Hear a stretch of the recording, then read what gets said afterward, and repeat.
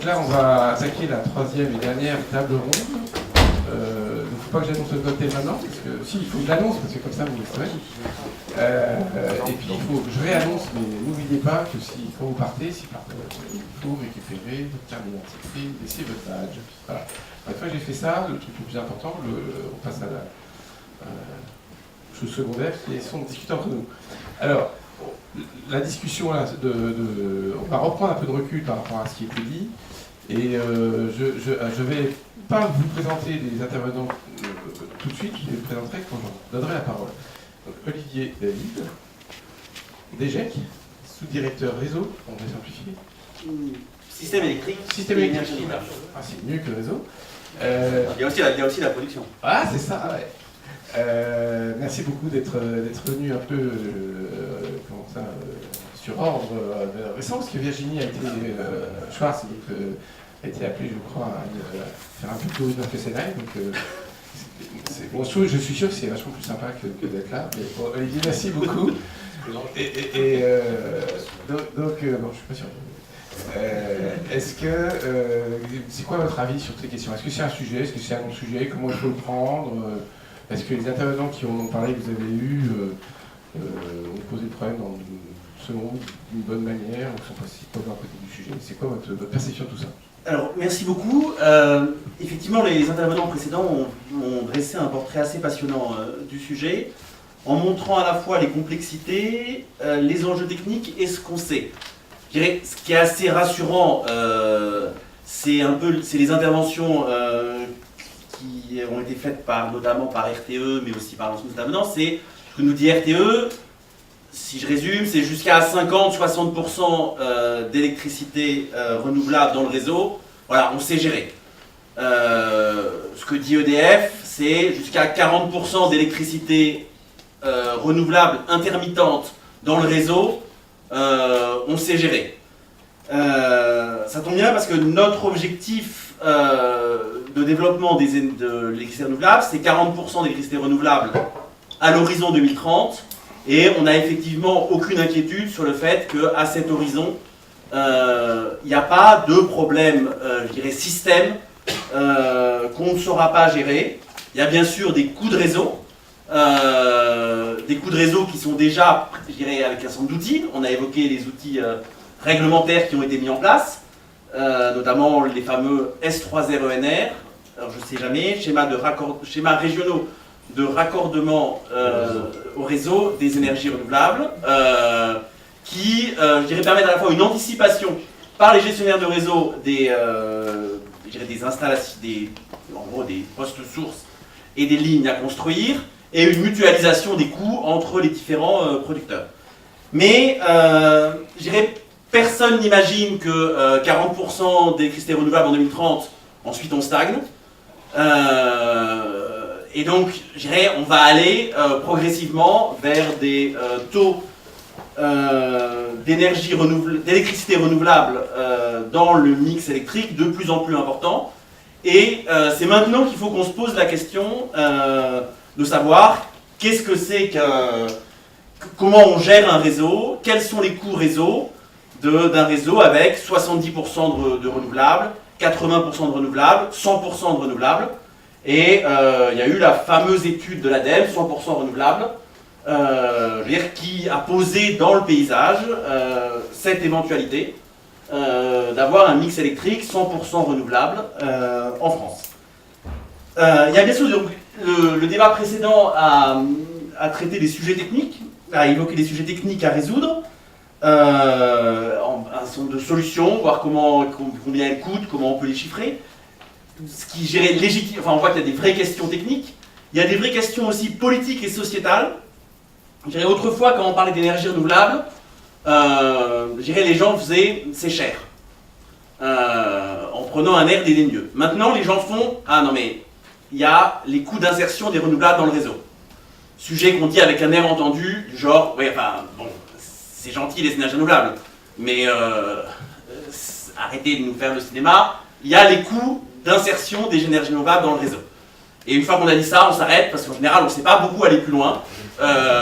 Mais ça permet de tuer le débat sur les énergies renouvelables, donc il faut clairement qu'on puisse répondre à cette question, quels sont les coûts, quels sont les vrais problèmes, quels sont les faux problèmes, qu'est-ce qu'on sait résoudre techniquement, qu'est-ce qu'on ne sait pas résoudre techniquement, combien ça coûte. Et donc ça, c'est un vrai sujet sur lequel il faut qu'on apporte des réponses, je dirais, partagées, objectives, argumentées. Ensuite, il y a aussi un sujet sur lequel on a besoin de comparaison internationale, parce que je dirais en France, quand on parle d'énergie renouvelable, voilà, il y a derrière tout de suite le sujet du nucléaire. Est-ce qu'on peut se passer du nucléaire? Est-ce qu'on peut vivre dans un monde sans nucléaire? Qui est quelque chose qui fait débat en France. Il y a d'autres pays qui se posent des questions d'énergie renouvelable dans le réseau sans se poser la question du nucléaire. Voilà, il y a l'Irlande qui se pose des questions intéressantes. Il y a l'Australie qui se pose des questions extrêmement intéressantes sur le sujet. Donc il faut qu'on objective tout ça. Et donc pour avancer, on a choisi de lancer une grande étude avec des partenaires, avec 2 partenaires, RTE, qui est notre gestionnaire de réseau, et l'AIE, qui, je dirais, conduit des réflexions extrêmement intéressantes sur ce sujet, et en plus apporte une vision internationale, capable de sortir du débat, est-ce qu'on est pour ou contre le nucléaire. Et donc on lance cette étude avec RTE et l'AIE. François Brottes nous a confirmé hier son accord pour lancer cette étude et l'investissement de RTE dans cette étude pour qu'on puisse objectiver ce sujet de quels sont les vrais problèmes techniques et quel est le vrai coût d'insertion des énergies renouvelables dans le réseau. Merci beaucoup. Donc, vous avez bien compris qu'on avait choisi cette date d'aujourd'hui parce qu'on savait à l'avance que Brottes donnerait son accord hier. Donc, on est vraiment très fort. Merci beaucoup. Alors, je vais passer du public au privé. Schneider, Gilles Vermont-Desroches, responsable du développement durable. Je crois que Schneider Electric est une entreprise internationale. Donc ça va déjà. Tu peux le croire. Je crois que le sujet vous intéresse. Alors, je n'ai pas bien compris si c'est juste par intérêt, parce que vous êtes des quincailliers, donc vous vendez la camelote dans les réseaux, mais il y a peut-être d'autres raisons. Donc, Gilles répond à la même question que celle que j'ai posée. Où t'en es par rapport à cette affaire d'insertion des énergies dans les réseaux? Alors, le quincaillier. Voilà, donc Schneider Electric qui a un regard plutôt complètement mondial sur le sujet. Moi, il ne m'appartient pas d'intervenir sur les débats entre mes clients. C'est déjà difficile d'être leur fournisseur, alors discuter au milieu d'eux. Le quincaillier se pose un peu la question de la poule et de l'œuf, c'est-à-dire est-ce que c'est parce que le quincaillier met sur le marché des produits qui permettent de mieux intégrer les énergies renouvelables, je vais revenir sur ces produits, que tout à coup elles s'intègrent mieux et qu'on pose autrement les questions, ou est-ce que c'est parce qu'on pose autrement les questions que le quincaillier innove pour que les solutions, les briques technologiques soient à la hauteur? On peut aussi passer une journée complète, à peu près comme la poule et l'œuf, sur le sujet. À écouter le débat que j'ai entendu juste avant pour répondre à ta question, je pense que le débat sémantique est quand même très important. Par exemple, je pense que derrière les énergies renouvelables variables, si tout à coup on met prédictive, on n'est plus du tout dans le même débat. Si tout à coup on dit prédictive, on arrive à un événement qui a eu lieu à la fin de l'année dernière, dans lequel il y a eu quelque chose qui s'appelait Tech for Climate, dans lequel de fait Microsoft, Schneider et d'autres sont assez engagés. La question de la gestion des data dans la production et dans la consommation change drastiquement le sujet. On a un peu causé de ce sujet-là, mais globalement, ça n'est pas pareil d'intégrer des énergies renouvelables si on ne gère pas les data, si on ne sait pas très bien quand il y a le coup de vent, si on ne sait pas très bien si demain il y a un grand coup de soleil ou pas de coup de soleil. Et au passage, ça n'est pas la même chose s'il n'y a pas Linky et ce qui suivra Linky, parce que tout ça c'est une question de gestion de data. Le sentiment de Schneider Electric est probablement que la gestion des data dans laquelle on rentre seulement maintenant est une très grande part de la réponse. Soit on est capable sur les réseaux, dans la demande et dans la consommation, d'avoir une très belle gestion des data, et on pourra aller très très loin, y compris en baissant la base, probablement en dessous du cas. Voilà. Soit on n'est pas capable, mais on n'est pas capable demain. Je ne suis pas en train de dire c'est faisable demain. Juste, je voudrais quand même dire sur ce sujet, c'est quand même très intéressant le débat. Je reprends. J'aime bien 3-4 chiffres qu'on aime bien mettre chez Schneider Electric dans le moteur de notre réflexion. Le premier, et quand même, je vais reprendre parce que je me trompe toujours, hein. Le premier, c'est quand même que entre aujourd'hui et 2020, c'est-à-dire pas le 2050, on a l'habitude de dire, on va connecter sur la planète 50 000 devices, 50 000 machines, de votre réfrigérateur à toutes les machines qu'il y a dans toutes les usines, etc. 50 milliards de machines vont être connectées. Je dis toujours que je me trompe dans les chiffres. C'est pour ça que je suis un garde d'ailleurs. Voilà. Au passage, ça veut dire 500 millions en France, pour être dans le débat français. Et cette réalité qui est nouvelle, on est juste au moment où on a un peu plus de machines de connectées que de personnes connectées. Et le nombre de personnes connectées va assez vite ne plus beaucoup bouger, un petit peu, mais pas beaucoup, alors que le nombre de machines connectées va bouger de manière assez drastique. Si on fait un tout petit chiffre, ça veut dire qu'en ce moment, depuis que j'ai parlé, il y a 60 000 machines qui sont connectées sur la planète. Non mais juste il faut avoir le chiffre comme ça, parce qu'on se dit 50 milliards de machines, oui c'est sympa, etc. C'est seulement 500 par seconde machines qui sont en train de se connecter ensemble entre maintenant et 2020. Et ça changera drastiquement la question de la prédictivité et la capacité de les gérer bien plus que l'effacement ou le délestage dont on parle maintenant. Il y aura une logique intelligente sur le sujet. Le deuxième chiffre, parce qu'on est toujours sur une logique un peu stable quand on réfléchit, le deuxième chiffre, c'est que ce qui fait la vie de Schneider Electric, c'est que cette boîte française est un peu mondiale aussi, avec un chiffre d'affaires en France qui n'a jamais diminué, mais qui est en dessous de 10% du chiffre d'affaires de Schneider, c'est-à-dire combien Schneider est présent dans les lieux où on construit des villes aujourd'hui. Il faut aussi se mentaliser qu'en ce moment, on construit une ville comme Paris dans le monde tous les 10 jours. En ce moment, tous les 10 jours, on a 2 500 000 habitants de plus dans les villes de la planète, ceux qui disent qu'on va arriver à 2,5 milliards d'habitants de plus sur la planète. Ça veut dire que notre réflexion, elle n'est pas à population égale, consommation égale. Il y a à la fois plus de développement et à la fois beaucoup plus de gens dans les villes, puisqu'on va construire autant de villes entre maintenant et 2050 que depuis le début de l'humanité jusqu'à maintenant. 2,5 milliards, c'est à peu près le nombre de gens qui habitent aujourd'hui dans les villes. Et le troisième chiffre qu'il faut quand même mettre sur la table par rapport à la discussion d'avant, qui rend quand même compliqué toutes les perspectives et sympathique tous ces colloques, c'est que entre il y a 10 ans et aujourd'hui, le prix de la solution photovoltaïque a été divisé par 10.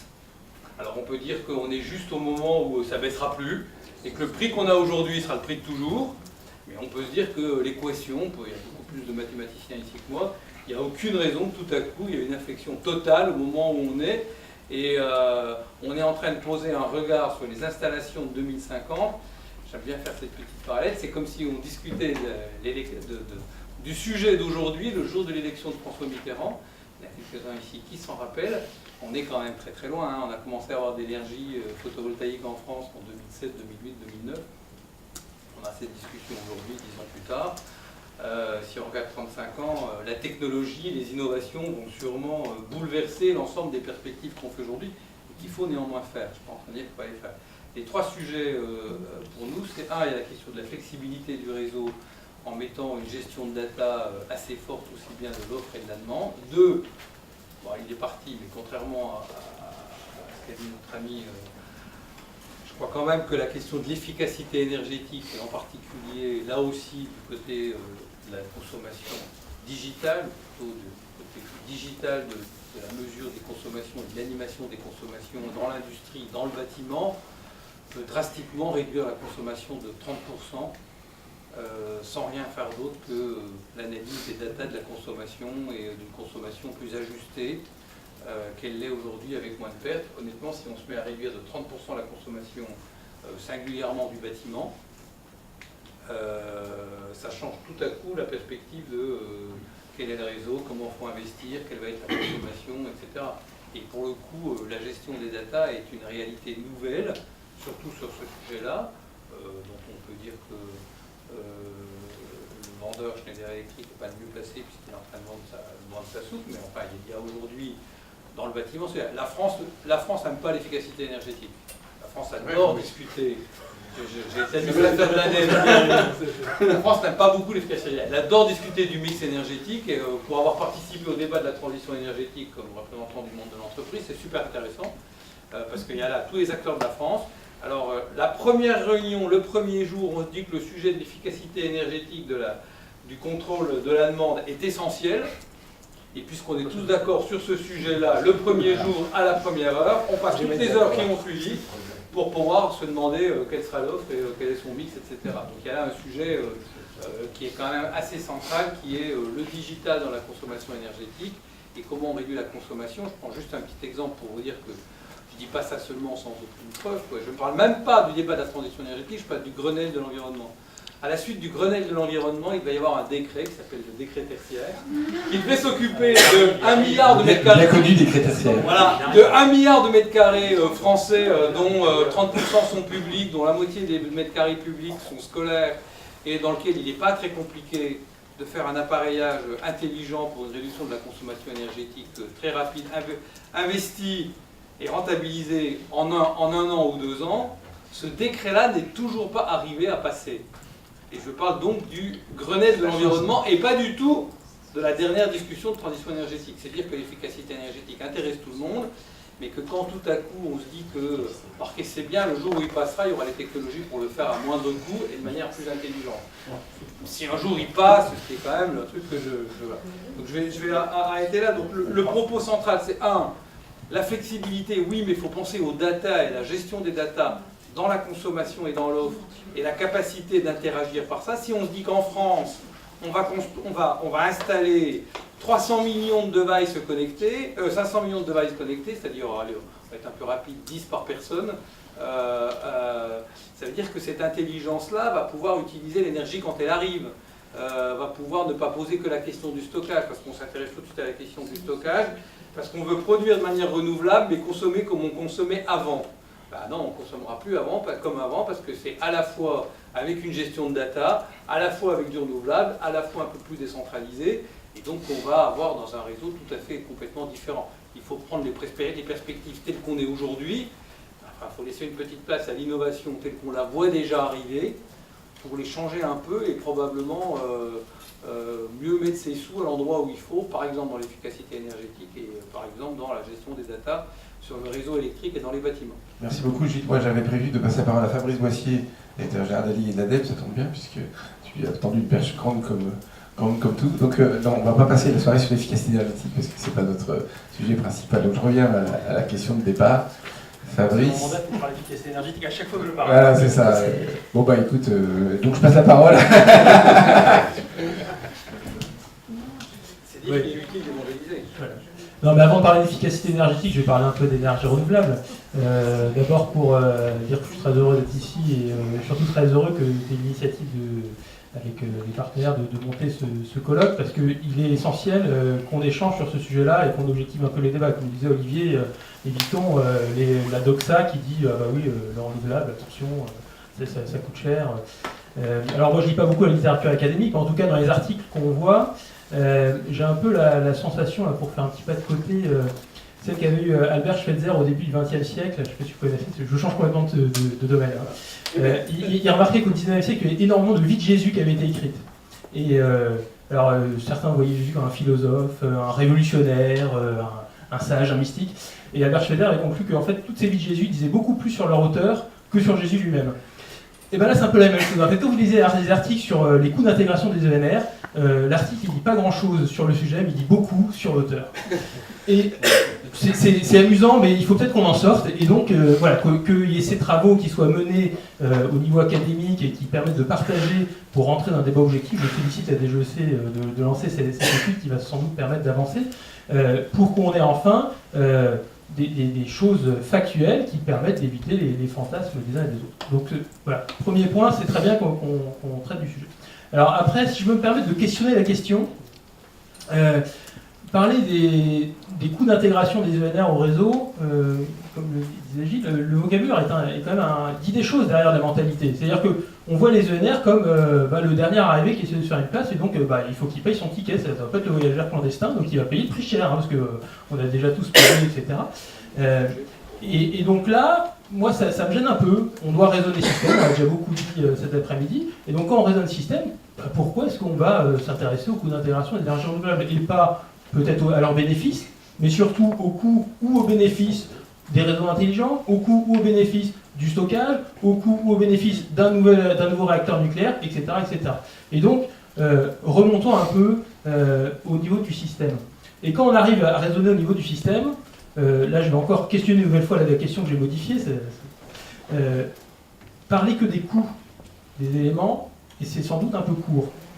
Pourquoi ? Parce que on va tous parler en mégawatts ou en mégawattheure, mais le système électrique, il nous fait beaucoup plus que nous livrer du mégawattheure ou du mégawatt. Il nous livre une qualité d'électricité, et donc en fait, derrière un système électrique, on a une notion de qualité de rendu. Alors les critères de qualité, ça peut être le critère de défaillance, 3 heures, ça peut être la demande qu'on veut servir. Donc là, je reviens sur l'efficacité énergétique. Un système électrique qui peut fournir 500 TWh par an, c'est pas le même que celui qui va en fournir 400. Et puis même chose pour la pointe. Si j'ai une pointe à 100 gigas ou une pointe à 80 gigas, c'est plus le même système électrique. Et puis il y a aussi bien sûr, c'est quoi le contenu CO2 de mon système électrique. Tout ça, c'est des critères de qualité de mon système électrique qui ont un coût. Donc il faut aussi interroger, c'est ce qu'on a mis un peu dans les contraintes de départ, dans les hypothèses quand on discute du système électrique, aller les réinterroger. Est-ce que, plutôt que de parler du coût d'intégration des ENR, je devrais m'interroger, c'est quoi le coût du mégawatt supplémentaire de pointe que je veux servir avec mon système électrique? Et puis une fois que j'ai dit ça, ça va peut-être m'amener à dire qu'il est urgent de travailler sur l'efficacité énergétique. Voilà, c'est une idée fixe, je cherche bien. Et donc, il faut vraiment raisonner système et réouvrir n'avoir aucun tabou, réouvrir toutes les contraintes et les prendre comme des variables. Une fois qu'on fait ça, ça ouvre quand même des perspectives. Alors, Olivier a cité notre étude largement médiatisée sur le 100% ENR, l'électricité renouvelable, qui a quand même déjà 3 ans, donc elle date un peu. Elle est obsolète sur plein de choses, notamment sur les coûts des ENR qu'on avait pris, mais elle montre des choses intéressantes pour répondre à la question c'est quoi les coûts d'intégration système, qui est dans le sens de ce que disait Thomas tout à l'heure. Résultat, avec tout un tas d'hypothèses, j'ai pas le temps de discuter, mais on construit un système électrique ex nihilo avec des briques qu'on peut choisir dans le renouvelable, du stockage, du réseau, du nucléaire, etc. Et puis on regarde à différents taux d'intégration des ENR, 40, 80, 95, 100%. On trouve à 40% d'ENR un mix à 117 € le mégawattheure. Tout compris, hein. Production, distribution, transport, etc. On monte à 80, le coût il tombe à 113, donc c'est moins cher. Donc le coût d'intégration des ENR il est négatif, voilà, il y a un bénéfice. On monte à 95%, on arrive à 117, donc même coût qu'à 40%. Et on monte à 100%, là on grimpe à 119. Donc vous voyez les derniers pourcents, là il y a visiblement du coût d'intégration assez fort, avec des hypothèses un peu contraignantes qui a pris, c'est qu'on ne voulait pas utiliser du tout d'importation, donc on avait fait avec les moyens du bord, donc il fallait faire de la méthanation. Donc qui explique qu'il y a des coûts marginaux importants, mais vous voyez que quand même 3 € au total, ça reste assez faible. Donc ça montre qu'en fait, si on prend la logique système global, ça ouvre complètement des horizons. Et puis dernier point peut-être, le défaut de cette étude, enfin elle ne visait pas à répondre à toutes les questions, mais c'est qu'elle faisait, je l'ai dit, un mix électrique ex nihilo à une date fictive qu'on avait mis en 2050 de manière un peu arbitraire, mais qu'on peut dire 2060. Or, quand on va parler de coûts, il faut parler de coûts pour la collectivité et de coûts intergénérationnels. Donc le coût du système électrique, c'est l'intégration de mes coûts aujourd'hui, demain et après-demain jusqu'à 2060, puisque c'est à peu près le pas de temps qu'il faut considérer si on veut travailler sérieusement sur un système électrique. Et là, ça pose des nouvelles questions. Comment est-ce que j'optimise le coût de ce système sur ce pas de temps-là, en prenant en compte les innovations que Gilles a mentionnées, donc il faut se projeter, oui, les ENR n'auront pas le même coût, donc est-ce qu'il faut investir maintenant dans les ENR pour développer une filière et installer de la capacité, ou est-ce qu'il faut attendre que les prix descendent? Il y a un problème d'optimisation à faire. Il faut peut-être se poser une question. J'installe, imaginons que je réussisse à démarrer Flamanville 3 d'ici 2020. Hypothèse mais qui me fait comme dire qu'en 2070, ça sera le seul actif avec les barrages qui sera encore là. Et ça, c'est quand même une contrainte de rigidité qui m'empêche de saisir des opportunités sur mon chemin, parce que le coût du système électrique, quand je le prends pas à pas, il ne dépend pas que du point de départ et du point d'arrivée, il va dépendre aussi de toutes les étapes une par une. Et donc réfléchir des études qui regarderaient ces coûts systèmes intégrés sur la durée, en regardant c'est quoi le chemin optimum de développement et qui choisirait à chaque fois, est-ce que je vais rajouter un peu de NR, est-ce que je vais rajouter du stockage, est-ce que je vais rajouter du réseau, est-ce que je vais rajouter du nucléaire, pourquoi pas, je pense que ça serait très instructif et que ça permettrait de documenter des politiques publiques et d'éclairer des débats de plus court terme, comme la PPE par exemple. Bon, alors, en tout cas, merci beaucoup. Donc, le cahier des charges de l'étude RTE-AIE, c'est alourdi apparemment. Mais je ne sais pas si c'était commanditaire ou si c'était participant, mais peut-être que c'était déjà prévu. Hein. Alexis Manuel Solvay, qu'est-ce que tout ceci vous inspire? Merci déjà de me donner la parole. Moi, je vais vraiment vous donner le point de vue du consommateur. Donc, Solvay, c'est un grand groupe industriel chimique. On dépense 600 millions d'euros par an en énergie. Et on a deux impératifs. Le premier, c'est un impératif de coût. Il faut effectivement que l'énergie qu'on source soit compétitive. Et puis on a un nouvel impératif qui commence à apparaître, c'est celui de réduire notre impact environnemental, de réduire nos émissions de CO2, et c'est pour ça que les renouvelables nous intéressent particulièrement. Alors quand je vous parle de réduire nos émissions de CO2, c'est pas seulement une décision de notre président, c'est vraiment une pression croissante de nos clients, de nos investisseurs, qui nous pousse à réduire notre empreinte environnementale, à sourcer plus de renouvelables. Et donc on doit trouver des solutions, et des solutions qui soient compétitives. La bonne nouvelle, c'est qu'aujourd'hui, on l'a vu déjà un petit peu avec les prix, les FCO, etc. Aujourd'hui, on trouve des solutions compétitives et je vais vous donner quelques exemples notamment. Aux États-Unis, on a signé un PPA récemment avec une centrale solaire de 70 MW, ce qui nous permet de couvrir notre prix d'électricité sur le long terme et de consommer du verre, de satisfaire certains de nos clients dans cette région. Après, si on parle de l'intégration des renouvelables dans les coûts de réseau, il y a aussi des bénéfices à intégrer les renouvelables, et notamment pour le consommateur. On a un exemple pour un projet solaire dans le New Jersey, où on va installer une ferme solaire de 10 MW sur une de nos usines. Dans le New Jersey, les pointes de réseau se font toujours l'été, donc au moment où la production solaire est maximale. Donc installer cette ferme solaire, ça va nous permettre de réduire nos pointes de consommation. On va avoir une réduction importante de nos tarifs de distribution, ce qui va permettre de rentabiliser le projet et d'aider le système également à réduire ces pointes de consommation. Donc ça, c'est un exemple.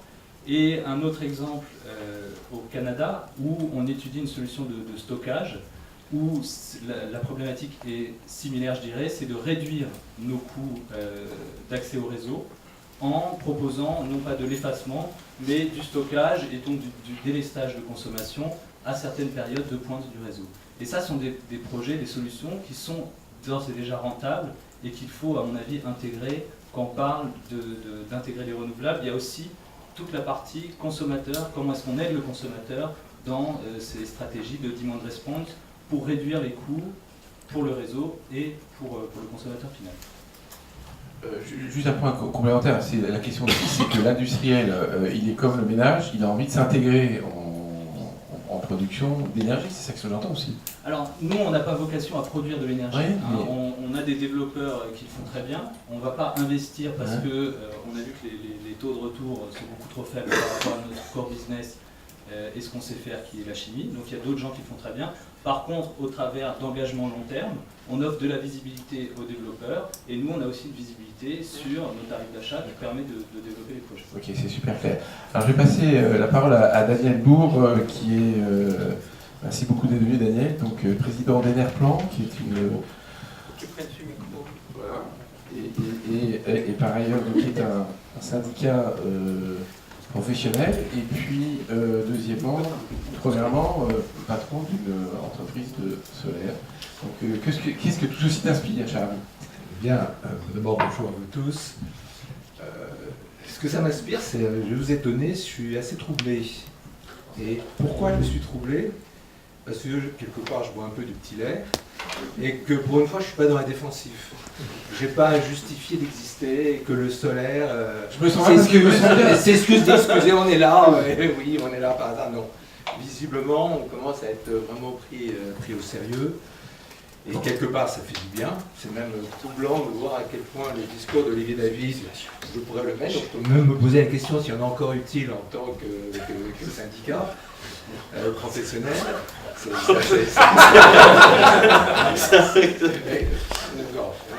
On trouvera des sujets. Je ne m'inquiète pas. Donc, ça pour dire que tous les mots qui ont été employés, c'est des mots qu'honnêtement on utilise nous depuis longtemps. La digitalisation, l'autoconsommation, le stockage, etc. Ça fait partie quelque part de la culture qui est liée à l'énergie solaire. Et donc, on a je crois qu'un certain nombre d'éminents techniciens ont pu en parler, ils en parleront certainement mieux que moi. Donc je ne vais pas revenir là-dessus en disant simplement à quel point c'est important d'essayer d'objectiver un petit peu ce problème d'intégration. Parce que nous, ça fait 10 ans qu'on essaye justement d'essayer d'objectiver ce que peut devenir le solaire. Et je peux vous promettre que ça va pas été facile tous les jours. C'est pas moi qui l'ai dit quand on nous dit que le solaire a été divisé par 10, mais c'est un constat. Simplement, on a l'impression qu'on le découvre maintenant et qu'il y a 1 an, 2 ans, 3 ans, c'était encore quelque chose qui n'était pas forcément connu, respecté, etc. Donc, tout ce qui permet d'objectiver est une très bonne chose. En plus, s'il y a TE dedans, etc., enfin, je veux dire, il y a tout le label pour que ça aille bien. Là où je mets c'est pas un bémol, mais je le rappelle simplement, que ce que tu as dit est vrai à 100%. Il y a 10 ans, on n'existait pas. Vous voyez où est-ce qu'on est maintenant? Dans 10 ans, tout aura changé. Et ça on ne parle pas de 50 ans d'Inde, dans 10 ans. L'autoconsommation, honnêtement, je suis incapable de vous dire quelles sont les conséquences de toute la décentralisation qui va être liée à l'autoconsommation. Est-ce que les industriels vont commencer à faire comme là-bas, des grandes fermes solaires pour se prendre directement des 10, des 20, des 50 milliards? On n'en sait rien. On est dans quelque chose qui est assez touchy, qui est même difficile à dire, parce que ça remet en cause quelque part le réseau. Donc dans la réflexion qu'il y a, c'est aussi cette réflexion de se dire il faut qu'on puisse intégrer des scénarios assez variables. Honnêtement, je suis incapable de vous dire combien fera l'autoconsommation dans 10 ans. Je n'attendais pas de ma part des chiffres, je ne les ai pas, parce que ça dépend notamment de tout ce qui peut être fiscal, etc. Je dis simplement que ça va venir, que la digitalisation est un élément important parce qu'il va être lié à l'autoconsommation, que le stockage maintenant devient quelque chose qui s'est banalisé. Enfin, tout le monde sait que Tesla investit des sommes colossales et que maintenant le particulier peut avoir ce petit stockage à demeure comme il veut. Il commence à proposer aussi des solutions plus larges. On a des industriels en France qui sont importants et je pense que pour eux aussi le stockage va être un enjeu majeur dans les années qui viennent. Et c'est vrai que tout ça, il faut l'intégrer. Alors, il y a un point qui m'étonne, c'est qu'on ne parle pas du ZNI. Parce que le ZNI, c'est un endroit formidable pour réfléchir très rapidement. J'entends très rapidement, c'est demain. Sur le ZNI. Pardon, le ZNI, c'est ce qu'on appelle les zones non interconnectées. Grosso modo, c'est les DOM plus la Corse. Donc ce sont des zones qui ne sont pas interconnectées à tout le réseau qui est autour, où l'électricité objectivement est beaucoup plus chère et elle est carbonée. Elle est avant tout carbonée, c'est-à-dire que c'est du thermique qui est un peu partout.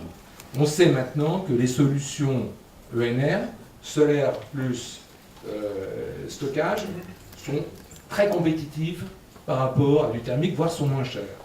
Donc on a là déjà un champ mais d'expérimentation qui est là. Il n'est pas dans 10 ans, là, il est demain. On peut réellement réfléchir sur toute la question du réseau et d'intégration des ENR à 40, 50, 60. Ça peut être fait, je dirais, dans les 2-3 ans qui viennent. Et c'est vraiment, moi je dirais, dans l'étude, ce serait intégré, parce que ça permet de mesurer à grande échelle ce que sera peut-être demain ailleurs. Oui, donc le cahier des charges s'alourdit. Alors, je vais faire un tout petit point horaire. Antoine, on a jusqu'à quelle heure pour bien caler les trucs?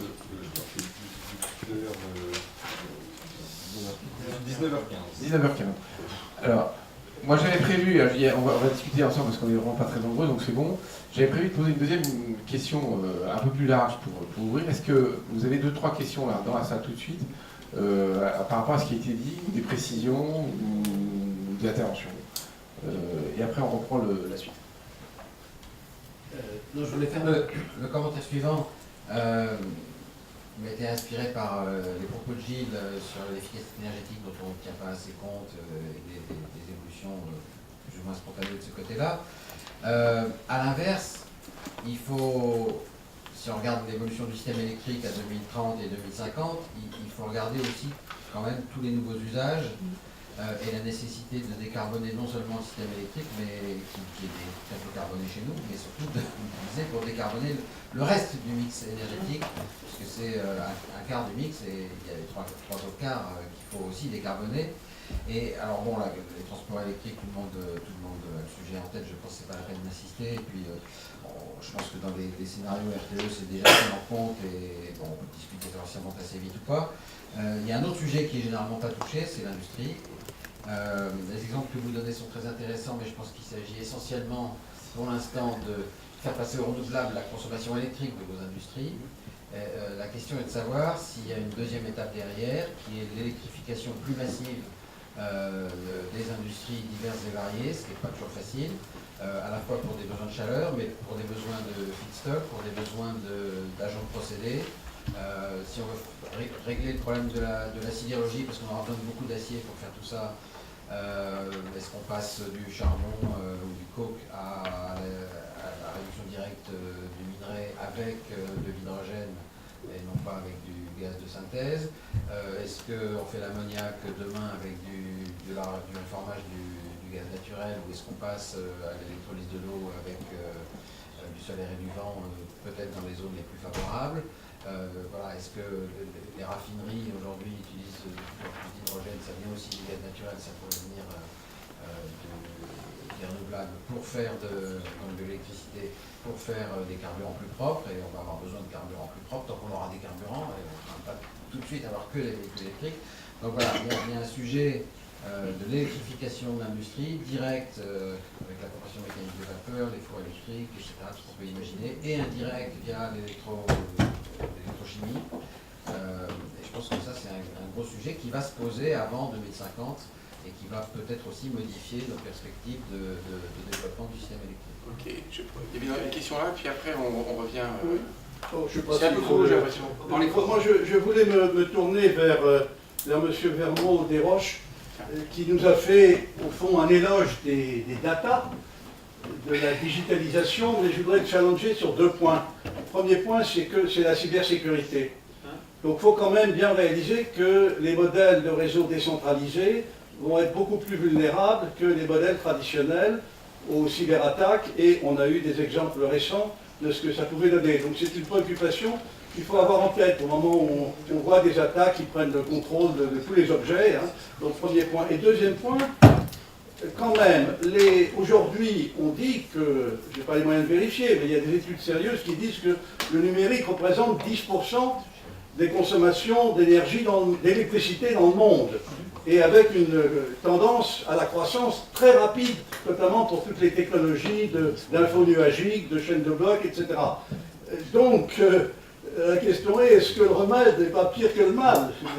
Alors, ce que je propose, c'est que Gilles, tu réponds très vite, parce que c'est pas le cœur de notre débat d'aujourd'hui. Non, Hein. non, c'est Donc, pas- tu réponds très vite, et puis après on repart sur nos ENR préférés. Bon, je me dirais surtout de la cybersécurité de la NASA, donc une petite chose à dire sur le sujet.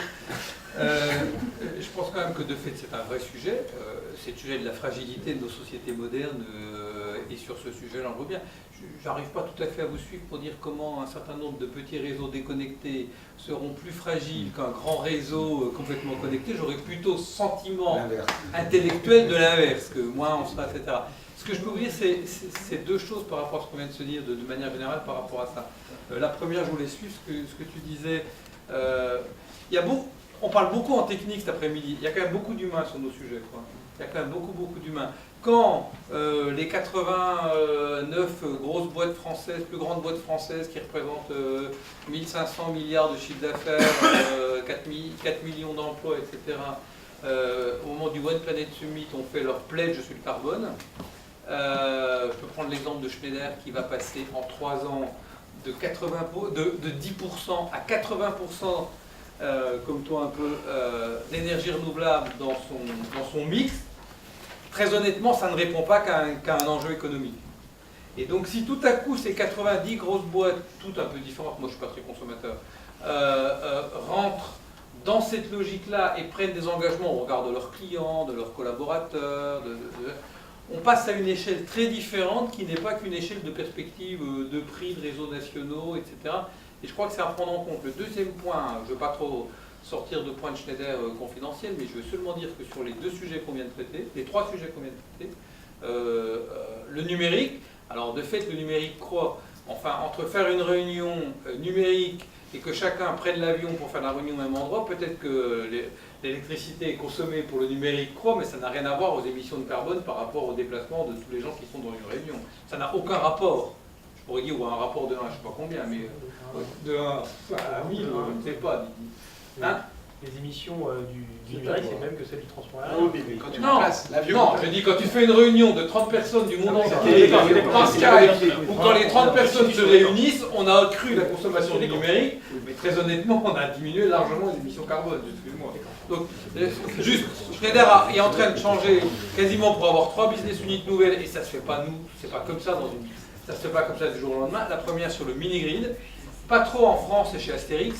Je vous promets que quand on est aux États-Unis, le nombre d'entreprises qui fait ce que Alexis a présenté et qui veut avoir son propre réseau indépendant, c'est hallucinant. Ça va changer les technologies, ça va changer l'approche du sujet, ça va profondément changer toute l'industrie du sujet. Donc mini-grid, c'est un sujet pour nous. Aujourd'hui, data center, IoT, etc., la réduction de la consommation énergétique de cette part de la consommation-là, c'est un lieu où il va y avoir dans les 10 ans qui viennent une innovation fabuleuse de l'usage de la chaleur du data center, etc., etc. Et la cybersécurité aussi. Donc on voit bien que dans des boîtes qui amènent des offres technologiques, ces trois évolutions-là montrent bien qu'on est au niveau mondial sur un changement drastique de quel est notre métier, et donc le fait que ces sujets-là arrivent partout dans le monde comme étant des sujets devenus aujourd'hui ordinaires. Alors je refais un petit tour de table sur une question un peu plus ouverte là maintenant, qui est ce développement des ENR qui est mondial et qui répond à plein de logiques. Tu as raison, Gilles, de dire que ce n'est pas qu'une logique strictement économique. En France, on va à la vitesse de la tortue, et la tortue augmente un peu de vitesse, et on a des objectifs, si j'en crois la SNBC 2050, si j'en crois la PPE, si j'en crois tout ça, on a des objectifs qui potentiellement, alors Thomas c'est des objectifs, pardon ? Il vient de sortir. Oui, non, parce que c'est lui le scénario à 2035, donc c'est des objectifs qui sont, me semble-t-il, très ambitieux. Donc il y a à l'évidence un sujet qui est celui qui a été traité aujourd'hui, qui est cette affaire d'insertion dans le réseau. Donc je crois qu'on commence à mordre dans le sujet, et moi je suis très confiant et très content que tout le monde morde ce sujet, parce que je pense que c'est très important d'objectiver le sujet, de cesser de sortir des fantasmes. Maintenant, il y a peut-être aussi quand même deux ou trois autres sujets donc, qui sont peut-être un peu en train d'être levés, parce qu'il y a des travaux qui sont en train d'être faits, il y a des choses sur le plan réglementaire qui bougent. J'aimerais bien avoir votre perception, et comme vous êtes d'origine très variée, c'est bien d'avoir un tout petit point. Alors, pour pas que vous passiez chacun une demi-heure de dissertation, ce qui serait intéressant à mon avis, c'est que vous nous disiez les 2-3 points qui nous semblent vraiment déterminants, les obstacles les plus importants, hein, comme ça, dans votre perception. Qui est-ce qui veut lancer le petit jeu ? Fabrice. Allez, je te voyais, non, je voyais après. Je voyais que tu avais envie,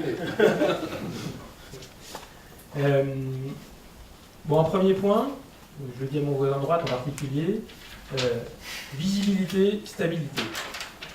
Il faut absolument qu'on ait un cadre clair, une ligne politique à moyen long terme qui sache où on va, donc la PPE c'est une bonne chose qu'on aura, mais qu'on arrête de changer les règles tous les 4 matins, quoi. Je dis pas ça parce que c'est aujourd'hui qu'il va y avoir la réunion interministérielle sur l'éolien offshore. Mais, voilà, c'est juste en France, là on a quand même une sacrée différence par rapport aux autres pays, c'est quand même fou. Donc ça me paraît le premier point qu'il faut avoir. Deuxième point, l'aspect, c'est pas que la technique, c'est aussi des hommes. Je crois que c'est très important, et il y a deux aspects dans cette question. D'abord, la question de ce qu'on appelle l'acceptabilité sociale. On a quand même voilà, des oppositions sur l'éolien, qu'il soit offshore ou onshore, sur la méthanisation. Et là, je crois qu'il faut réussir à sortir du débat face à face pour, contre, qu'on a dit en France, et réussir à trouver des voies communes sur comment est-ce qu'on peut construire une vision consensuelle de ce qu'on a envie de faire, dans un dialogue qui ne va pas satisfaire tout le monde, mais qui permet quand même de trouver des points de convergence. Et là-dessus, je trouve que ce qu'a fait le gouvernement de lancer des groupes de travail sur la méthanisation, sur l'éolien, sur le solaire, où on sont abordés les points un par un, mais vraiment, on ne va pas regarder uniquement les questions de coût, d'implantation de petits oiseaux, mais tous les sujets qui sont des irritants pour les riverains sont une très bonne méthode pour avancer. Et puis le deuxième aspect de l'humain, c'est aussi l'envie qu'ont nos concitoyens et les entreprises d'avancer sur un nouveau système énergétique qui s'intègre dans une vision de la transition écologique. Et on voit que le financement citoyen se mobilise, qu'on a des ONG, qu'on a des associations de citoyens qui veulent développer du local, donc ça s'ancre dans les territoires. Et donc là, il y a cette logique du développement territorial des ENR qui a moyen d'être le levier pour avancer. Et il faut aussi que le cadre juridique et réglementaire suive. Ok, alors Olivier, peut-être que tu voulais... Non, je voulais intervenir, mais c'est plus facile d'intervenir en premier parce que je partage très largement ce qui vient d'être dit. C'est vrai que les secrets, c'est bien sûr des objectifs clairs. Alors la PPE, c'est-à-dire qu'on y travaille, mais on en a une. On en a une jusqu'en 2023 avec des objectifs 2018 qui sont en passe d'être atteints, qui seront atteints sur l'éolien, qui sont déjà atteints sur le biogaz. Pour l'électricité, sur le PV, on ne les atteindra pas, mais je veux dire, pas loin, on a fait 1 gigawatt de PV en 2017, on fera 1,5 gigawatt en 2018, 0,8 en 2017, on fera 1,5, entre 0,8 et 0,9. Et on a lancé, je pense sous le contrôle de Daniel Bourg, je pense cette année, on fait 2,6 gigawatts d'appel d'offres. Oui, sur la partie appel d'offres, ils sont pas mais cette année, on va attribuer 2,6 gigawatts d'appel d'offres photovoltaïques, sans compter ce qui est fait par le tarif et ce qui est fait hors cadre de soutien. Et on travaille à la nouvelle PPE qui doit être fait en fin d'année. Donc, du coup, c'est un système assez performant, qu'on fait tous les 5 ans sur 10 années glissantes, pour donner de la visibilité. Ensuite, je suis d'accord, il faut un cadre stable et clair, et donc ça, il est mis en place. C'est-à-dire que mon voisin pourra dire que tous les 4 mois, il sait qu'il a un appel d'offres PV sur bâtiment. Voilà, tous les 4 mois, ça tourne, on répond, on attribue, on répond, et tous les 6 mois, un appel d'offres PV sur bâtiment. Alors certes, il y a un moment où ça s'arrête. C'est, je pense, fin 2019. Et donc, il faut pouvoir lancer d'ici la fin de l'année, je dirais, les nouveaux appels d'offres jusqu'à 2023. Et c'est vrai que c'est un engagement du président de la République de pouvoir le faire. Et on y travaille. Et il y a bien sûr toutes les simplifications administratives. Alors, la méthode, c'est, je dirais, filière par filière, groupe par groupe, de regarder, c'est pas si dans le détail. Et donc, on lance mercredi prochain le groupe solaire. J'espère aboutir à un certain nombre de simplifications. Mais c'est vraiment ça, stabilité, simplification. Et ça porte ses fruits quand on voit quand même le développement des énergies renouvelables. On le voit aussi sur l'éolien. Hein. Alors, je crois 1,7 gigawatts d'éolien cette année, en 2017. C'est la meilleure année sur l'éolien terrestre. Et donc, je pense qu'on fera 2 gigawatts en 2018. Alors, Daniel, tu veux envoyer? On y est. Effectivement, il n'y a pas être révolutionnaire par rapport à ce qui a été dit, mais il y a un point qui est important pour nous. Je viens de vous dire, nous, on veut vraiment tourner la page du moratoire. Ça paraît idiot, mais il y a encore une suspicion permanente, indirecte au sein d'un certain nombre de ministères, et je ne dis pas la DGEC, je suis clair là-dessus, mais il n'y a pas que la DGEC qui intervient dans tout ça, et ce qui fait qu'on est encore marqué du saut de ça. Non, alors je vais prendre un exemple. Pour nous, il y en a un qui nous touche bien à cœur. On a le privilège d'avoir des appels d'offres à partir de 100 kW. Donc pour vous donner ce que ça veut dire, 100 kW, c'est un chiffre d'affaires annuel de 10 000 € à peu près. Donc, est-ce que ça justifie d'avoir un processus qui va durer plus d'1 an, avec tout ce qu'il y a derrière, pour 10 000 € par an? J'ai ma réponse, et j'aimerais vraiment que ça soit un des acquis du groupe de travail, parce qu'on passe beaucoup trop de temps là-dessus. C'est un vrai frein, Et c'est un frein qui est important parce que c'est un frein en plus qui est bizarrement très ciblé sur une population précise, qui sont les agriculteurs, qui sont ceux directement concernés par cette tranche là-bas. Donc on sait qu'il se passe pas mal de choses actuellement, et vraiment, je pense qu'il est très raisonnable de se dire, faisons sauter, comme le disent les directives européennes, ces appels d'offres. Sur le reste, nous on est quand même visibilité, mais attente. Attente parce qu'il n'y a pas d'appel d'offres demain, c'est-à-dire en juin 2019. Or, quand on fait des développements d'une centrale au sol, on est plutôt sur, quand on a la maîtrise foncière, qui est toujours assez compliqué, on a après au minimum 3 ans, voire 4 ans pour obtenir le permis de construire. Donc vous décalez ça, ça veut dire que si on veut être prêt pour dans 3-4 ans, il faut déjà commencer à travailler tout de suite. Donc s'il n'y a pas d'appel d'offres, ça pose un certain nombre de questions. Il faut qu'on connaisse effectivement bien le système pour qu'il se fasse. Donc pour nous, ces points-là sont des points importants. Le permitting est vraiment un cauchemar parce que les chiffres d'affaires sont petits, que les centrales sont petites. Et donc le poids du développement est beaucoup plus fort même que dans l'éolien, où les centrales sont plus fortes et ont plus de chiffre d'affaires. Donc il faut tout faire pour accélérer le processus. Je rappelle que les Allemands, c'est 10 mois.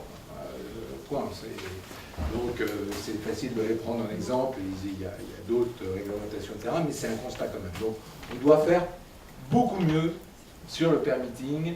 Et si on parle de tous nos beaux objectifs, etc., si on ne résout pas ça, on aura du mal à résoudre. Après, bon, il y a de multiples autres questions. J'avais peut-être pas envie de répondre. Si, enfin, non mais, ça me rassure parce que Daniel Cour disait que c'était parfait. Ça montre qu'on va pouvoir encore se voir pour travailler. Non, heureusement, il reste des sujets, mais quand même, je note quand même que là on voit le verre un peu à moitié vide, mais quand même, il s'est quand même beaucoup rempli. Je suis d'accord. Je pense qu'on peut dire qu'il est aux 3/4 plein. Et donc, on partage tout à fait le constat. La difficulté, c'est qu'après, faut rentrer, et c'est l'objet de ces groupes de travail qu'on lance filière par filière. Il faut rentrer dans le micro-détail parce que, je dirais, un problème de permitting, c'est aussi voir, après c'est dans le micro-détail, combien de temps le commissaire enquêteur met pour remettre son rapport à la fin de l'enquête publique. Donc c'est pas des sujets très sexy, mais et c'est pareil sur les problèmes de raccordement, et c'est en rentrant dans ces micro-détails et en résolvant des micro-détails. Il n'y a pas de réforme magique qui permet de réduire les délais de diviser par 2 les délais. C'est des micro-sujets qui permettent de gagner 10 jours là, 2 mois là, qu'on améliore les choses. Voilà. Donc Alexis Manuel, toujours la même question. Qu'est-ce qui, selon vous, si c'est un problème, peut-être que c'est indifférent pour vous, bloque le développement des énergies renouvelables? Alors, moi, je voudrais revenir aussi un petit peu à la question de monsieur tout à l'heure. Oui, de Cédric sur l'électrification de l'industrie. Il faut savoir que les émissions de CO2 de notre consommation électrique, ça représente 15% de nos émissions totales. Et la vraie problématique pour nous, et là où on a le plus de difficultés à décarboner notre énergie, c'est dans notre consommation de chaleur et de vapeur.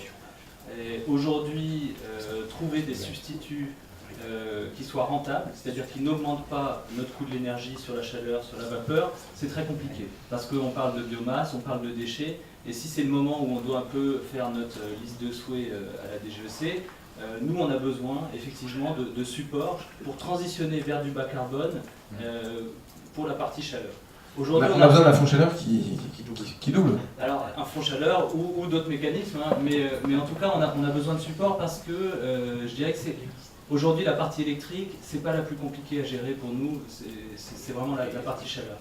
Juste une question, parce que c'est vrai que c'était de l'électrification de vos procédés, c'est-à-dire que Solvay, comme d'autres grands chimistes, vous avez des procédés qui sont intrinsèquement carbonés.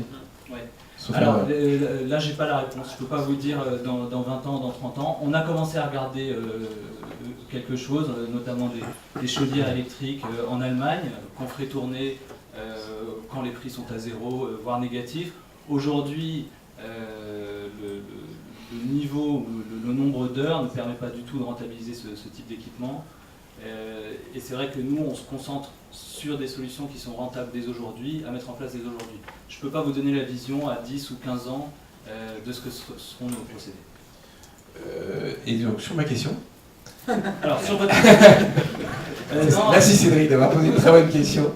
Il y a effectivement un point que nous on constate, c'est qu'aujourd'hui l'électricité solaire, quand on parle de grands parcs, est compétitive par rapport au coût du réseau. On nous a fait des offres pour des PPA qui sont vraiment, je dirais, proches des prix de gros de l'électricité en France. Ce n'est pas le cas de l'éolien. Je comprends qu'il y a plus de contraintes sur l'éolien qui ne permettent pas, a priori, d'avoir tous les gains de compétitivité avec des plus grandes turbines, des choses comme ça. Je pense qu'il faut aussi qu'on travaille sur lever ces contraintes-là pour améliorer aussi la compétitivité de l'éolien. Ok. Fabrice, vous voulez intervenir? Oui, non, je vais faire un petit complément sur la vision de Cédric qui pose la question de l'électrification pour décarboner un peu les énergies dans l'industrie. On a fait une étude là sur le Power to Mix, voir dans quelles conditions on peut valoriser de l'électricité renouvelable pour verdir le gaz, la chaleur, etc. Ce qu'on voit, c'est que le déterminant, ça va être le prix du carbone. C'est-à-dire que ce genre de procédé ne va pas sortir tant qu'on n'aura pas un prix du carbone qui sera au-delà de 200-300 euros. Et là, chez nous, c'est une étude française.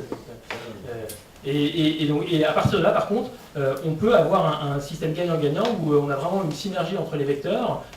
L'électricité peut se transformer en gaz, la chaleur, la biomasse peut se transformer en chaleur ou en gaz ou en électricité. Et tout ça est très couplé et on commence à avoir des gains de décarbonation importants. Gilles, tu veux dire un mot sur...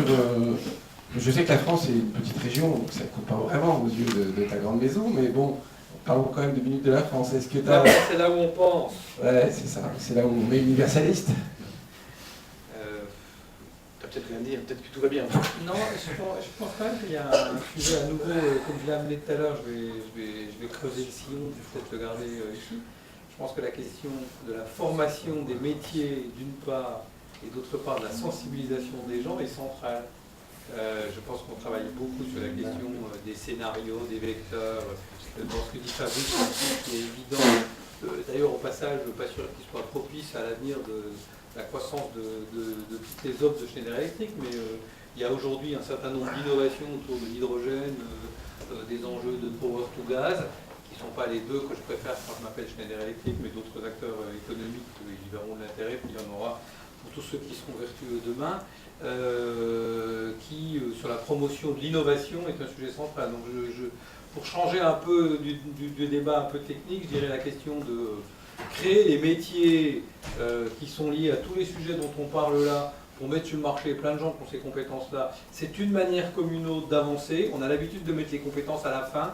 Moi, par exemple, sur un sujet qui est un peu différent, je reviens à l'Hexagone, sur l'accès à l'énergie, par exemple, en Afrique, c'est pas une question d'argent, c'est pas une question de solution, c'est une question de gens formés. Quand il y aura plein de gens qui auront des formations à l'électricité, il y aura de l'électricité un peu plus partout. Il y a aujourd'hui et l'argent et les solutions, il n'y a pas les compétences. Et ben, je pense que de manière un peu différente, sur tous les sujets qu'on aborde là, de l'intelligence électrique, de l'évolution dans le résidentiel, dans le tertiaire, dans l'industrie, construisons des formations, des métiers, et probablement c'est un sujet qui peut être central, de même que peut être la sensibilisation des gens et la manière de parler de ces sujets.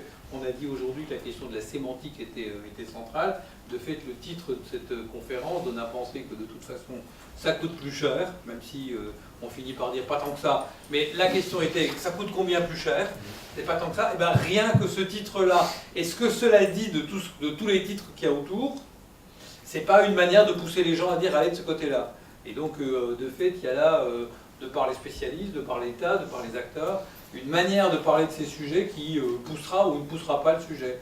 Aujourd'hui, on voit bien l'évolution des acteurs de toute la journée, c'est-à-dire entre ceux qui, il y a 4-5 ans, disaient non, pas du tout, ça ne marchera jamais, c'est pas ça, etc., qui aujourd'hui n'osent pas dire complètement non, mais ont du mal à dire oui. Dans 5 ans, je vous promets qu'on aura très avancé encore sur le sujet. C'est aujourd'hui beaucoup une question de sémantique. Ça fait pas très technicien de le dire, mais je crois que c'est quand même central. Oui, non, c'est sûr que les questions culturelles sont assez stratégiques dans cette affaire. Est-ce que vous avez des questions? Oui, je voulais rester dans le facteur humain évoqué par Gilles, et notamment sur le changement de rapport à l'énergie que peut introduire l'énergie renouvelable. l'énergie renouvelable, que l'énergie locale finalement, en fait, de savoir d'où est venue une énergie, éventuellement son propre toit ou son champ si on est agriculteur, etc. Et les conséquences que ça peut avoir, notamment sur l'efficacité énergétique ou la sobriété. Parce qu'on peut penser que ça peut aller dans différents sens, et je suis assez preneur de votre sentiment. On peut penser d'un côté une forme de rapprochement entre conscience énergétique ou environnementale, savoir d'où ça vient, et donc un rapprochement de ENR, autoconsommation, et des comportements eux-mêmes efficaces, sobres en énergie. Il peut y aussi avoir une autre pente possible, qui est que finalement, si on a de l'énergie assez facile, peu chère, si on a vu les baisses de coûts, et assez disponible, à part passer peut-être le premier levier de conscience, de rapport à l'énergie, finalement, pourquoi s'en priver? Et on resterait dans des comportements relativement dispendieux en énergie, par exemple en mobilité, ou etc. Alors comment est-ce que vous pensez que ce lien peut se faire? De quel côté vous pensez que ça peut tomber? Madame a peut-être un mot à dire. Tu as fait des études sociologiques là-dessus? Pas encore? Si, on a fait des expériences un peu sociologiques sur le rapport des gens à l'énergie, notamment dans le cadre des réseaux électriques intelligents.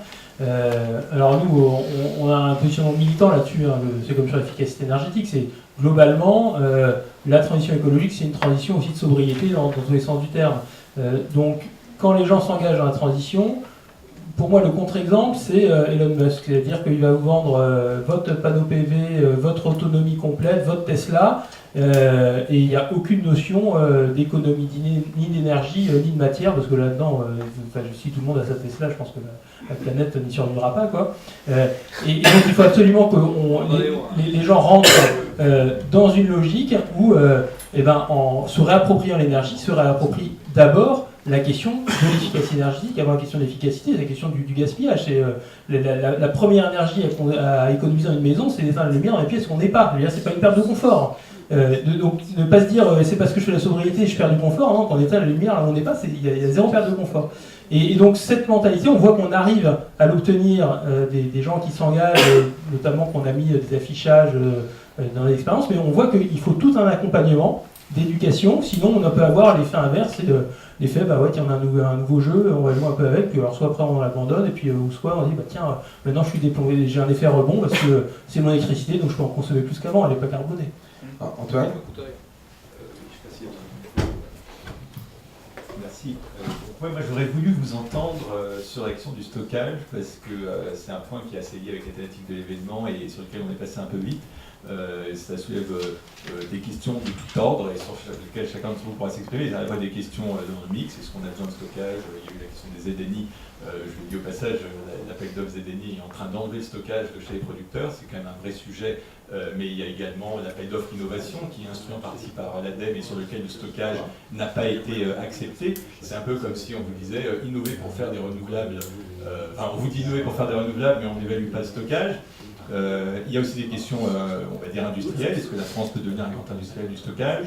Il y a des questions de politique publique. Comment est-ce qu'on accompagne finalement ce mouvement vers le stockage si on veut que la France reste, ou en tout cas devienne leader là-dedans? Et puis c'est chez les consommateurs également. Est-ce que vous voyez un intérêt à avoir du stockage chez vous, ou est-ce qu'au contraire vous dites en fait il vaut mieux que ce soit chez le producteur ou chez le réseau, ou vous n'avez pas d'idée sur ce sujet?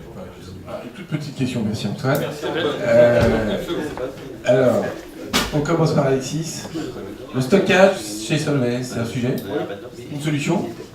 Alors, c'est un sujet, c'est sûr, notamment parce qu'on fabrique aussi pas mal de produits qui vont dans les batteries. Donc oui, c'est un sujet. Il y a un intérêt là. Il y a un intérêt. Mais au-delà de ça, c'est un peu l'exemple que je vous ai donné, moi je pense que le consommateur a un rôle à jouer avec de l'effacement, mais l'effacement c'est quand même pas toujours facile de demander à un industriel d'arrêter son process. Et par contre, de pouvoir gérer ces points de consommation avec des capacités de stockage, je pense que ça a une vraie valeur pour l'industriel, pour la collectivité, pour le réseau. Allez, alors là, c'est pas du tout Schneider Electric comme réponse, hein, parce que si c'était Schneider Electric, je pense que moi, je pense qu'on va tous être très intelligents, que le stockage ne se fera pas de manière linéaire comme on l'a pensé jusqu'à maintenant, c'est-à-dire on va pouvoir innover. Et on avait un réseau avec une grosse pastèque qui produisait de l'énergie, c'est pour faire plaisir à Jean-Pascal, et on est passé à des myrtilles. Et on va produire comme ça, puis on va stocker et on va revenir au système d'avant. Je pense qu'on n'arrivera jamais à ça. Quand tout à l'heure je parlais de l'hydrogène et je parlais du power to gas, etc., c'est pas la réponse à ta question, mais je pense que c'est une partie de la réponse à ta question. Et l'autre partie de la réponse à ta question n'est pas très loin de ce que je disais au début, qu'il ne faut pas complètement jeter à ce moment-là. Quand on fait le cumul de Linky et de tout ce qui arrivera après, quand on fait le cumul de la gestion des datas, du fait que les énergies intermittentes sont aujourd'hui prédictives, on réduit profondément la question complète du stockage au milieu. Ces deux sujets-là ne répondent pas intégralement à ta question, il faudra du stockage. Mais je pense que si on passe à un stockage nouveau, électrique, à d'autres types de stockage, pour d'autres types d'usages que l'on voit arriver aujourd'hui dans des innovations assez costauds, plus une capacité d'utiliser l'énergie quand elle est là, et de changer, voilà, sans oublier que la question de la chaleur, dont tu as un peu abordé, peut être une question assez centrale sur ce sujet-là. Je pense qu'on arrivera de manière un peu plus intelligente que être dans le monde nouveau et essayer de consommer comme dans le monde ancien, ce qui est souvent la question du stockage. Il n'empêche pas qu'il y a une question de stockage, mais elle me paraît aujourd'hui moins centrale qu'elle a pu l'être depuis 10 ans. Alors, je passe la parole à Olivier David, qui a envie de parler d'hydrogène. Oui, de stockage. Non mais c'est vrai que c'est une question compliquée parce qu'il faut... Enfin, il y a la question des ZNI. Les ZNI sont vraiment pour nous le laboratoire dans lequel on a ce sujet du stockage. Et c'est vrai qu'il y a vraiment de la question, hein, qui est une vraie question, objectivement on n'a pas la réponse. Est-ce qu'il vaut mieux faire du stockage centralisé et des ENR, enfin du photovoltaïque, pour dire les choses décentralisées, ou est-ce qu'il faut faire du PV plus stockage chez chacun? C'est une vraie question, peut-être qu'il faut faire les deux. Et donc il faut trouver l'équilibre. Et c'est vrai que les appels d'offres qu'on a lancés ont permis quand même de développer des solutions. Et c'était un peu l'idée de ces appels d'offres. C'est pour ça que ce serait dommage de le retirer. Mais il n'a jamais été question d'y retirer. Ça s'est fait spontanément. Donc je passe la parole à Fabrice. Oui, petit complément sur le stockage, sur les enjeux plus innovation, industrialisation. On n'a pas trop à Martagal encore pour lancer une grande filière de stockage en France. C'est un sujet. Bon, il faut voir que le stockage il est quand même beaucoup tiré aussi par le stockage pour la mobilité des véhicules électriques. Savoir si la France peut se repositionner là-dessus, c'est quand même un challenge. Peut-être qu'on peut trouver via l'innovation ou via des niches ou via des services systèmes des points de valeur où la France peut être leader. Bon, ça reste à travailler. Sur la France, en tout cas au niveau système électrique, il n'y a pas de besoin de stockage énorme. Là, les scénarios RTE le montrent à 2030. On a fait une étude qui montrait que voilà, il y a un peu de place pour quelques gigawatts et autant de réseaux électriques intelligents pour faire de l'effacement. Sur les ZNI, par contre, c'est pas du tout pareil. Et en parlant de laboratoire dans les ZNI, là, on termine une étude sur un 100% énergie renouvelable à La Réunion, qui montre qu'un système électricité 100% renouvelable plus stockage n'a pas du tout la même inertie qu'un système tel qu'on le connaît avec des machines tournantes, mais qu'en fait c'est finalement pas un problème parce que l'électronique, avec moins d'inertie, est quand même beaucoup plus rapide aussi pour rétablir les fréquences, et du coup on va vers des modèles de stabilité réseau qui sont très différents de ceux qu'on connaît aujourd'hui. Voilà, donc là un exemple du laboratoire d'innovation que veulent être les ZNI. Alors Daniel a envie de prendre la parole. Oui, j'en profite quand même, puisque j'ai la chance d'avoir l'ADEME présente ici. Au dernier appel d'offres dans les innovations, de manière assez surprenante, toutes les solutions présentées d'innovation avec le stockage ont été éliminées. C'est qu'ils n'ont même pas été notés, ils ont été éliminés. Donc honnêtement, moi j'ai trouvé ça choquant parce que ce n'était pas indiqué dans l'appel d'offres, et ce qui montre quand même que quand on parle du stockage, ça reste...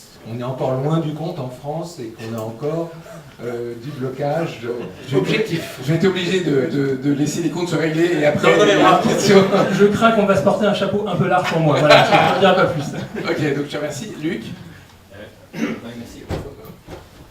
Non, je voulais juste réagir parce qu'il y a personne de Saft ici, que Saft est un peu le dernier industriel européen à fabriquer des éléments de batterie, des cellules de batterie. Donc c'est vrai que c'est un enjeu, la question industrielle a été posée. Comment on fait pour faire des fabricants, peut-être des industriels de la batterie en Europe La question n'est pas facile parce que d'abord, je pense qu'elle se résoudra pas au niveau français. Il va falloir regarder au niveau européen. C'est pour ça qu'on a lancé avec SAFT une initiative européenne de R&D. C'est-à-dire qu'il faut aussi une technologie différenciante pour arriver à être compétitif avec les producteurs de batteries asiatiques qui sont extrêmement performants, qui sont à l'échelle, etc. Et pourquoi ils sont à l'échelle? C'est qu'ils sont aussi sur le marché de la batterie du véhicule électrique notamment. Et donc à l'échelle européenne, il y a un enjeu aussi qui n'est pas seulement lié au stockage en batterie fixe, mais qui est lié au marché de l'automobile électrique, de la voiture électrique. Donc c'est à voir avec les Allemands, c'est avec les fabricants de véhicules. Il faut que les fabricants de véhicules, les manufacturiers de véhicules européens se décident pour faire partie d'un tour de table où il y aurait un peu tout le monde pour décider d'une filière batterie européenne. J'ai une question là, mais juste une autre question à la question. Donc ça, c'est détenu par Total à peu près complètement 100%. Donc là, vous parlez de Total. C'est masqué. Non, mais c'est pour que c'est pour que je comprenne bien. C'est-à-dire que ce que je comprends, c'est que dans la stratégie de Total, il y a une idée de réduire la part carbonée du mix et puis d'augmenter la part bas carbone, on va dire ça. Que ça fait partie de la stratégie totale. Donc l'idée que cette entreprise se développe, ait envie de se développer au niveau européen dans le stockage, c'est une idée qui est quand même sur la table, c'est ça que j'entends. Absolument, il y a une réflexion au niveau de la Commission européenne en ce moment. Ok. Il y avait une question là, alors après j'ai une question d'horaire, Antoine. Il n'y a pas encore 5 minutes. Encore 5 minutes, hein? Dans 5 minutes, on va donc il y a 2 interventions, puis après on y va parce que... Je voulais peut-être pas ouvrir le débat sur... ça peut-être un autre sujet de colloque, c'est sur véhicules électriques justement. Oh là là. On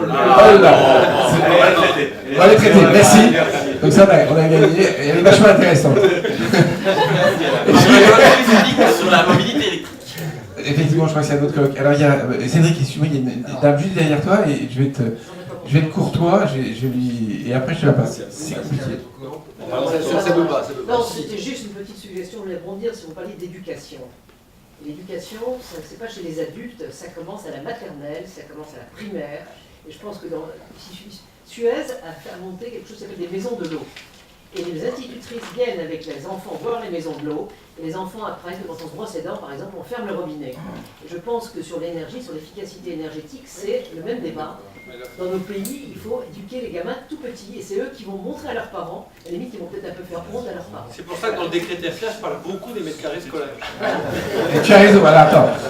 Cédric, et puis après, ce sera la dernière, hein, parce qu'on va faire. Cédric, tu nous fais un truc synthétique. Tu nous fais synthétique. Comme... Bon, t'es adorable. Juste pour rappeler que voilà, dans le monde, on a à peu près 2 gigawatts de batteries en stockage en réseau et un peu plus de 150 gigawatts de stations de transfert d'énergie par pompage, et que ça se développe à un rythme qui est de 2 gigawatts par an à peu près, donc à peu près du même niveau que ce qu'on a total cumulé dans le monde en batterie. Oui, j'ose pas passer la parole à Thomas Vérin parce qu'il va m'engueuler, mais Thomas, dans les scénarios 2035, t'as des steps en plus? 2 gigawatts de plus. Ça dépend quel scénario. Est-ce qu'il existe un scénario dans lequel tu as des steps en plus? Oui. Il en existe. D'accord, je te remercie. Mais c'est vrai que c'est un truc important parce que... Pour le coup, on parlait de l'IT tout à l'heure, Schneider est, pour le coup, chacun fait son cocorico, le plus grand producteur mondial d'invertors. Et un inverteur et une batterie, il y a quand même une certaine proximité, surtout quand on est dans une consommation énergétique de plus en plus liée au numérique. Il y a là un bout de la réponse et un bout du sujet. Oui, Thomas. Quand il y a, dans le scénario dans lequel il y a des steps, il y a aussi du stockage. Ouais. C'est que globalement, c'est un des scénarios dans lequel il y a le moins de concurrence possible. Et c'est un scénario avec faible rivalité, parce que un scénario à 70% ENR avec très peu de nucléaire, dans lequel on a des besoins capacitaires qui sont très forts. D'accord, ok, là c'est clair. C'est vrai que, je pense que le photovoltaïque, et à la DGEC, on a une conviction, c'est vraiment que le photovoltaïque sera l'énergie renouvelable de demain, et que, jouera en fait dans le mix électrique un rôle extrêmement important. Et je dirais, quand on compare nos scénarios par rapport à ceux qui sont faits, par exemple au scénario de l'ADEME ou à d'autres scénarios, on a en général une vision du développement du photovoltaïque qui est très supérieure à ce qui est envisagé, et on croit énormément au développement du photovoltaïque. Alors je complète, la mixité technologique, parce que tous nos scénarios de développement de renouvelables montrent qu'on a besoin d'une mixité technologique pour que le système tienne. Compétitivité. Il nous faut des solutions compétitives. Ça, c'est un mot plus. Gilles, t'en fais trois. Lundi, c'était, ça s'appelait la nuit de l'économie numérique et collaborative. Et il y a une boîte qui a gagné, je ne sais plus son nom, c'est une boîte qui a gagné qui maintenant demande aux gens de construire leur logement, le logement qu'ils veulent avoir, et on fait le bâtiment avec les demandes des gens qui ont des logements exactement comme ils veulent. Je pense qu'au XXIe siècle, la majorité des actes des gens sont devenus de plus en plus circulaires et coproduits. C'est vrai pour la formation tout au long de la vie, c'est vrai pour manger local, c'est vrai pour plein de sujets. Je pense que l'énergie ne peut pas être en dehors de toutes les autres réalités et tous les autres gestes des habitants français qui deviennent de plus en plus acteurs de leur propre consommation, covoitureurs, mangeant localement, etc. Et donc cette dimension-là, sociale, sociologique, va forcément arriver dans les hommes et les femmes sur leur manière de consommer l'énergie comme ils consomment tout le reste, et ça aura une conséquence probablement au moins aussi importante que quelques gestes de fiscalité.